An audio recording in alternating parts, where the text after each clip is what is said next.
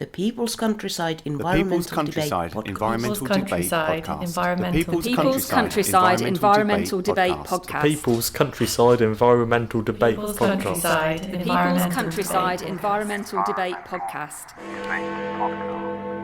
Is your style accidentally evolving or planned?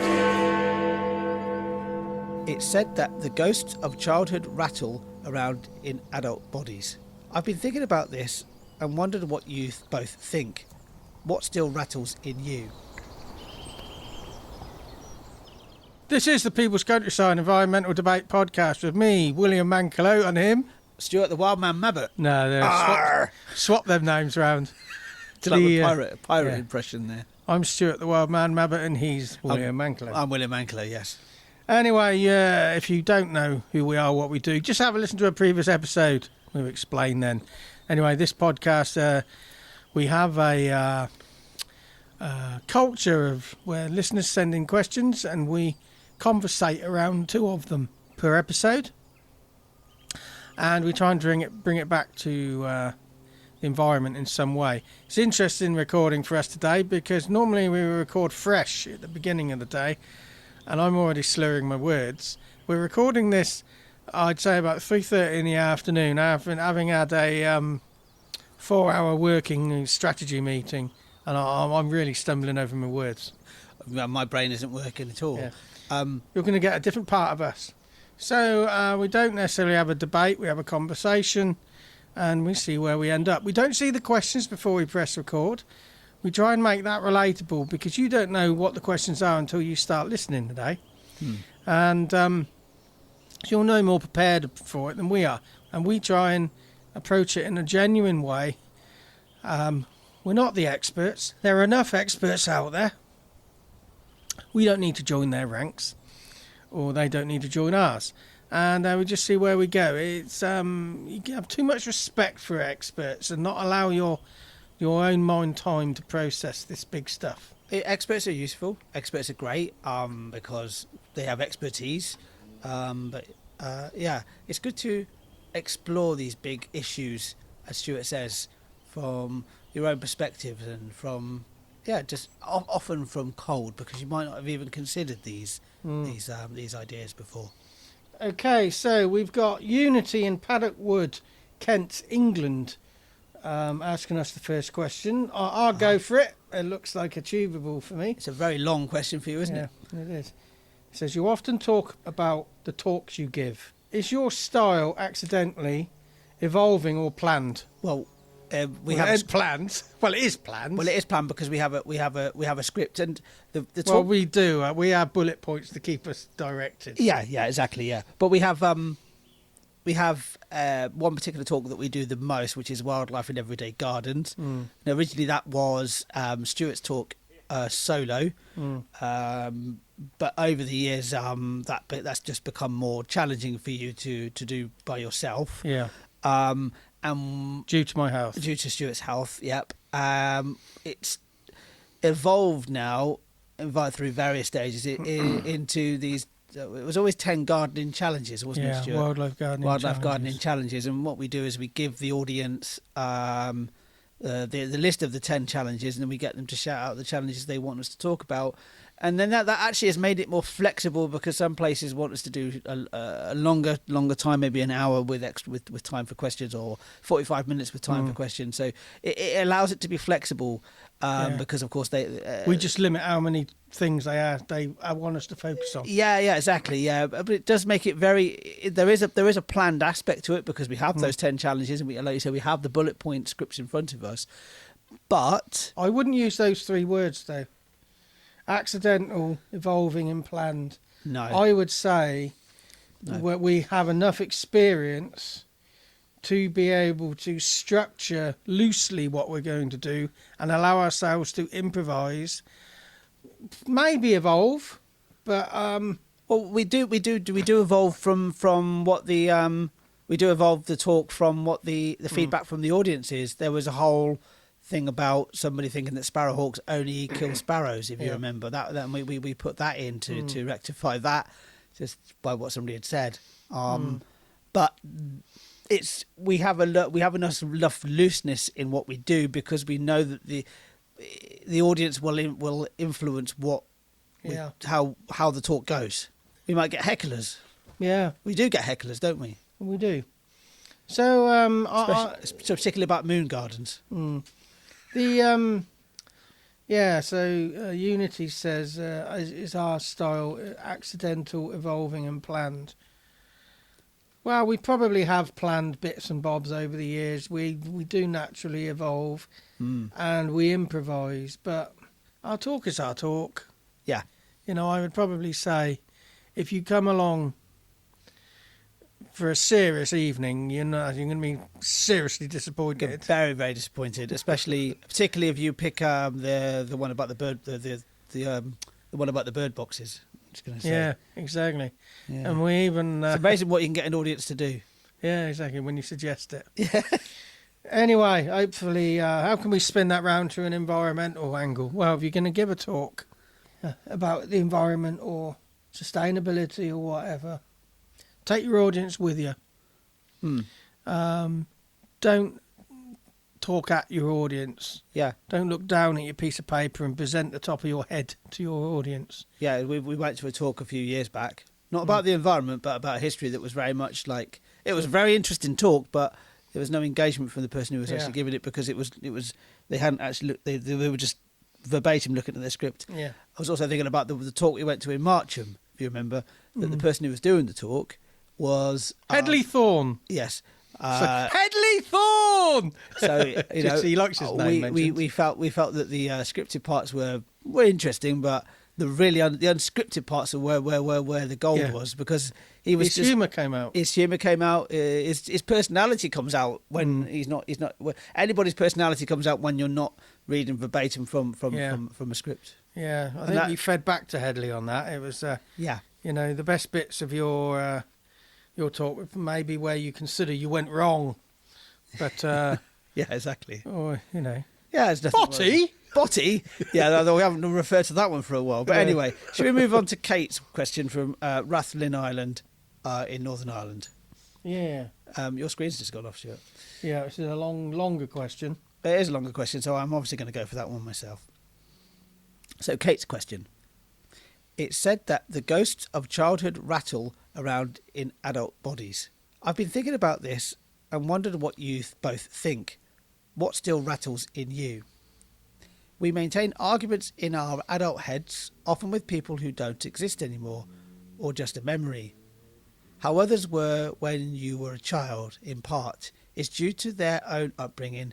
We will have to try and move on from that. Surrounding ourselves with the people who get the best out of us. I also agree with the statement that life happens through us, not to us. Little is set in stone. We need to avoid jumping to the first response that comes to mind. We have the ability to focus and send our thoughts in directions of our choosing. People's opinions of us are often none of our business. It's their stuff. The pressure they put on us is more about them. We all, if we choose to recognise it, put things on others and criticise on things that we feel we are weak on ourselves. When we realise things can be more fun simply by changing nothing apart from how we think, things can just fall into place. I agree we are performing mental gymnastics just to exist, but we do occasionally need an outsider's point of view to point out our behaviours and triggers. We really should get therapy before we need it and realise what we are capable of. We need to live in conscious ways and be self-secure. We need to truly listen more and realise that we are trying to teach and advise others about is again often what we need to learn ourselves. Yeah, so often criticism of somebody else is really criticism of yourself, or you don't believe you can do it yourself, then therefore and others can't either. So it is a criticism. Yeah, it's often that's the I was going to say Cannonball Run. I just looked at the Cannonball Run DVD I got there. I told you my mind was all over the place at the end of the day. It's often a common denominator is when people criticise, you can actually look at them, take a moment, don't take it personally, and say, well, actually, this person shows the behaviour they're criticising in me. Yeah. It's so often. It's interesting at the beginning, it says, the ghosts of childhood rattle around in adult bodies. I've been thinking about this and wondered what you thought. I think it's very true. Ghosts, influences, habits of childhood, they follow us into adult life. I would even take it a step further and say that our childhood isn't separate. We often can kind of maybe see our childhood as separate from us and from our past, but our childhood self is still there. It's still part of us. Yeah. Because we were that person. Yeah, still are. We still are that person. We're just an older version of that person. I've heard therapy. It was James O'Brien on LBC who has been quite a big open advocate for himself and because he went through therapy himself. I don't know what type of therapy it was, but he went through therapy himself. And he said the one thing that they got him to do, because he had really bad anger management, anger management, I believe. But the fact that they told him that, well, there's that cushion there, that's your younger self. What would you say to him? So you're talking to your stuffed. You're getting to your exactly. You're getting to your you're talking to your inner self. You're talking to your childhood self. What about this bit of what still rattles in you? What still rattles in you from childhood? I would say that the lack of guidance in my young life. If you listen to this podcast enough, there's some common statements we both make about ourselves, and that's one you do. Yeah, it's just it would have been great if somebody had maybe just actually taken me to one side and taken me to one side and said, well, actually, no, just not even taken me to one side, but actually just give me some guidance. There were people in my life that should have guided me. They weren't capable of that, though, in fairness to them. Sorry? They weren't capable of that, no. in fairness to them. No, or they weren't motivated to do it either. I'm thinking of teaching as well. Yeah, I think that's what many people are going to say is their family's attitude and influence on them rattles in them. Yeah, but a few episodes ago, we were asked something about what motivates us or something. I can't remember. Or I can't remember what the question was, but it was about what drives us or whatever, or something like that. And it always comes back for me that I grew up in a very unpleasant family, and that rattles in me is just constantly. I don't want to be like them. Yeah, that's what. It's that's what something rattling in you actually is it actually a positive or a negative thing? Exactly. You shouldn't see it as either way. Because it's just you can't alter your past. I have learnt to accept it for what it is, and then also just recognizing when I'm reacting to something based entirely upon that experience. So you've got to then make sure that you're not basing your. I'm not doing that. That's a habit. You can kind of. In Kate's question, she also says we maintain arguments in our adult heads, often with people who don't exist anymore, or just a memory. Yeah, I see that all the time. Yeah, and I understand that. But I mean, I'm thinking of the conversations that I had with my own mother. My mother died 2 years ago. It's over 2 years ago now. But I put that sort of conversation in my head to bed very quickly, because that person is no longer alive to have a conversation with anyway, and just accepted it and moved on from it. How about this bit in Kate's question? How others were when you were a child, in part, is due to their own upbringing. Yeah, exactly, yeah. And we all have to try and move on from that, surrounding ourselves with the people who get the best out of us. Yeah, and that's what I try to do myself. But those people can change. The people who get the best out of us today and tomorrow may not be the one who gets the best out of us next week. It can change. There are some consistents, but I think we have to be receptive to change and say, well, actually, it's not personal, but at the moment, you're not the best person to be around me. Yeah, and accept that as well. I The mean, other that's person has to accept that as well. yeah, exactly, because that's sometimes when people get very you can get very upset by somebody moving on from your own life, and you're not ready for them to move on, but they are. You just got to let somebody go, and there's always an opportunity, because particularly as we live long lives anyway, there's always an opportunity to reconnect. You know, I in the last 2 years I've reconnected with 2 friends, and I'm glad that I did. I used to know somebody who worked at the Lego factory. I still connect with him even now. A block at a time. Anyway, it says, Kate says she agrees with the statement that life happens through us, not to us. Little is set in stone. Yeah, I think it's very egotistical to say, oh, why me, you know, and it's how, you know, it happens to us. It just happens through, you know, it's just a energy flow. I'm not being airy-fairy here, but just think of it philosophically, you know, is anything happening to any of us? Yeah. Is any of this real? Yeah. Probably is. But you know, just thinking about it, you're tapping into the victim complex. You know, why me sort of thing, and it's like, well, why not you? You know, you're not immune to life's strangeness, are you? I just mentioned the life little is set in stone.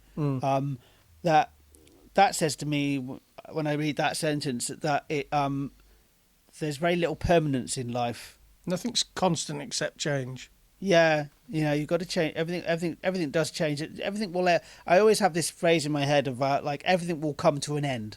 You know, everything will come to an end for you naturally because you're going to die. And that might be a shocking statement for somebody to listen to right now, but that is what happens. Even if you believe in an afterlife, this life will come to an end. You know, so you little settle in stone. Yeah, absolutely. Well, we often talk about this in a different way, but the next sentence says we avoid jumping.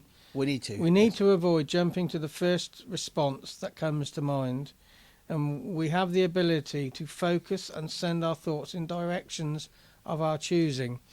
Yeah, and also I think awareness of the direction of travel, because if it's looping back, like in a feedback loop, you know, you need to be aware of that so you can send it off. It will always.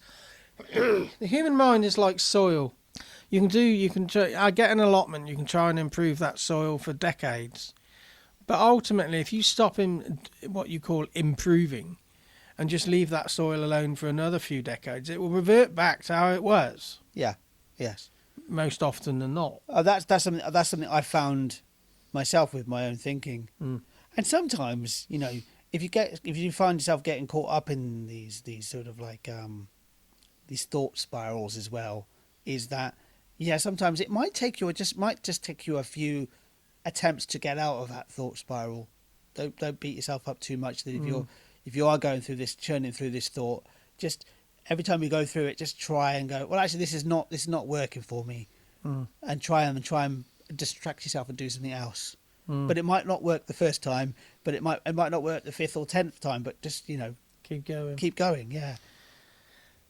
Moving on, it says people's opinions of us are often none of our business. This is an interesting thought. It's their stuff. The pressure they put on us is more about them. We all, if we choose to recognise it, put things on others and criticise on things that we feel weak on ourselves. Yeah, it's almost like best form of defence is attack. Just remember Andrew Lawson. I went to school with him, and he was very good at subtly bullying other people and demeaning them and shooting them down.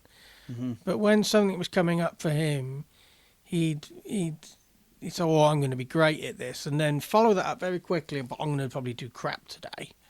And so he was the first person to criticise, so nobody else could.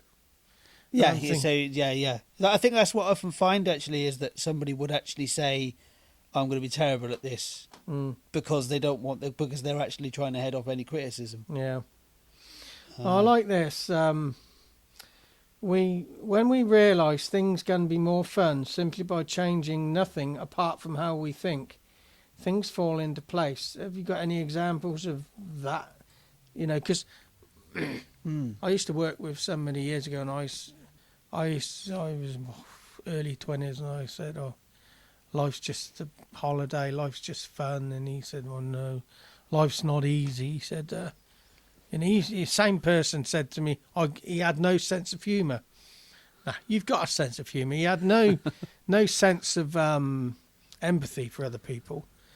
I remember I wrecked my knee in a serious accident once. He said, "You'll have arthritis in that years to come." I have never had arthritis in that knee yet. Knackered ligaments. The rest of your body, It's fucked. arthritis, that knee, none. Yeah. The left knee is just fucked. Well, that's an explicit episode. Yeah, and but the rest of me's got arthritis. We've not had an explicit episode for a while. But let's look at that phrase again. So when we realise things can be more fun simply by changing nothing apart from how we think, things can just fall into place. You asked the question of like, have I had that experience myself?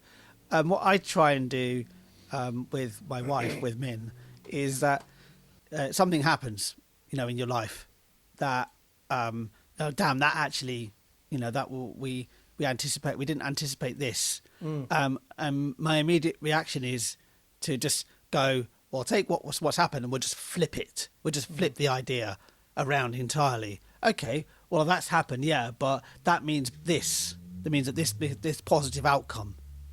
I can't think of an exact example right now, but trying to flip something around to a positive outcome. Yeah, without being too.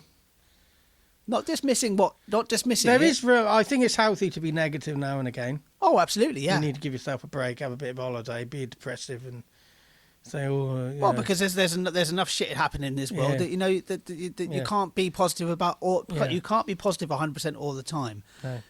But at least, because I think that's our natural state anyway. To look for, I think that's how we that's how we've actually survived. I think if we're constantly positive, the positivity can reduce, and we can become mediocre. Yeah, we need a bit of a dip to be able to bounce back. Somebody who's always positive, I do wonder if there's either something wrong with them, or something going on with them, their mental health, or they are after something. You've got to have some. I heard there was some research about that good friendship actually is based upon being able to make fun of each other, and particularly actually making fun of each other, making fun of somebody, and picking up on somebody's trait and making fun of it. But to the point, and you always like to take it further than this, Stuart. Oh, but yeah, I could, yeah. To the point that it's not vindictive. It's just poking fun at somebody's fun trait. Yeah. How somebody how they are. Yeah, I always say this to my wife a lot. I said I'd give this as a free social service. I ask for no reward or payment. Yeah. I tease people and I wind people up, and I take them just over their comfort zone. And and because because the next time you do it, that you'll be able to take them a bit further, and it's improving them as people. And I say I offer that free of charge. See, I was at the Speedway yesterday, and I said Owen Dring his name is, and I was talking to him about. So there was somebody I said that goes to Speedway. I said really frustrates me, and they're smug and they're there for the attention. And I said, they wander around like a Tyrannosaurus Rex. And he said, "What, are they a big person?" And I wouldn't tell him who it was. I said, "No, they're not big." I said, "But they remind me of a Tyrannosaurus Rex because they said they got really, really short arms." They haven't got short arms, but they only seem to move their arms from the elbows down, Anyway, and there was somebody we both knew years ago, 30-odd years ago, used to go to Speedway. And I said, a little bit like that person. And he looked at me and he said, that was dodgy. He said, that's on the edge of just nasty. Funny, he said, but, on the edge of. And I said, well, it's improving you as a person. Taking it to the edge. Yeah. You've highlighted the next part, so shall I read that bit out? Yeah, have a go. I agree we are performing mental gymnastics just to exist, but we do occasionally need an outsider to point out our behaviours and triggers. We really should get therapy before we need it and realise that what we are capable of. We need to live in conscious ways and be self-secure. Yeah, therapy before you need it sounds good. Yeah, but therapy comes in all forms. It does, yeah. Therapy is like going for a walk. Yeah, but when it comes to but you need to be conscious it's therapy. It's the whole idea of needing an outsider to point out behaviours and triggers, because there are behaviours and triggers that we're not even really properly aware of. Go back to the childhood, the ghost of the childhood, because often our behaviours and triggers actually come from our childhood, and you have to work against them. You have to actually even recognise them in the first place. And I think this last sentence is how we can spin it around to the environment in some way. That was about in the middle of that sentence.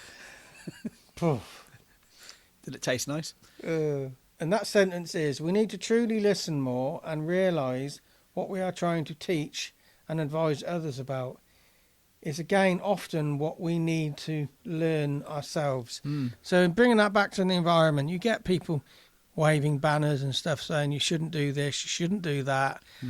But actually, a lot of them are doing it themselves. Yeah. Interesting, I think I saw on the news a while back was this new culture of speed travel.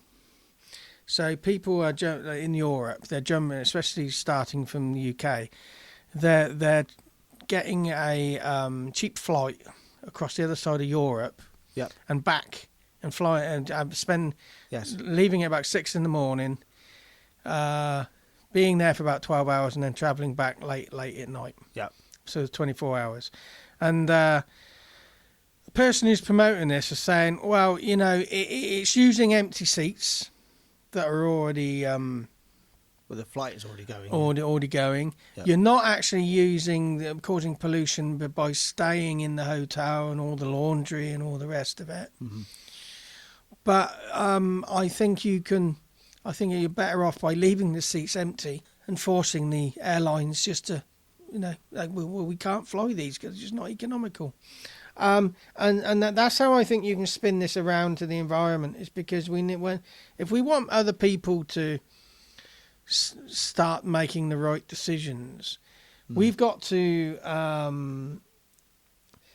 listen to the reasons they're doing it and realise the reasons they're doing it, and listen to the barriers to changing, and offer up guided pathways of how to achieve what they're already doing in a better way. So offering the solution and then giving that, and then saying, oh, well, and this is the solution, and here's how you can follow that solution.